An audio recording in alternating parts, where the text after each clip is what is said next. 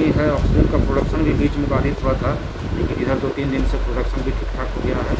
और एक पाटलिपुत्रा एजेंसी भी आजकल में शुरू होने वाला है, शुरू हो जाता है तो ऑक्सीजन की आपूर्ति। वेंटिलेटर की बात करें सर तो क्या स्थिति है?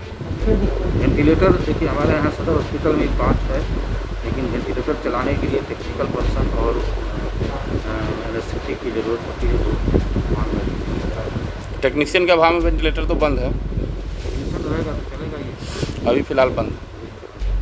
कोरोना में तो सर आवश्यकता है सबसे ज़्यादा वेंटिलेटर की। कोरोना में तो आवश्यकता है वेंटिलेटर की, लेकिन एनेस्थेटिक के नहीं रहने से विभाग को लिखा गया आपके तरफ? सब जगह एनेस्थेटिक का पद जो है बहुत इम्पोर्टेंट पद होता है, लेकिन डॉक्टर लोग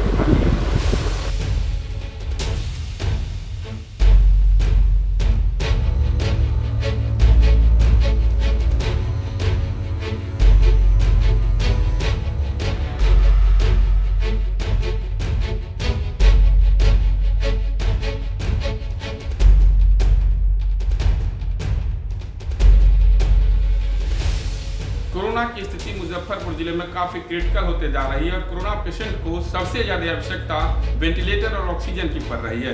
लेकिन दोनों की किल्लत के कारण यदि हम मुजफ्फरपुर जिले की बात करें तो 1 दर्जन से ज्यादा लोग कोविड-19 से प्रतिदिन मर रहे हैं। लेकिन मुजफ्फरपुर के सदर अस्पताल में 5 वेंटिलेटर है और 5 वेंटिलेटर बंद है। शोभा का वस्तु बना हुआ है क्योंकि इसे चलाने वाले टेक्नीशियन नहीं है।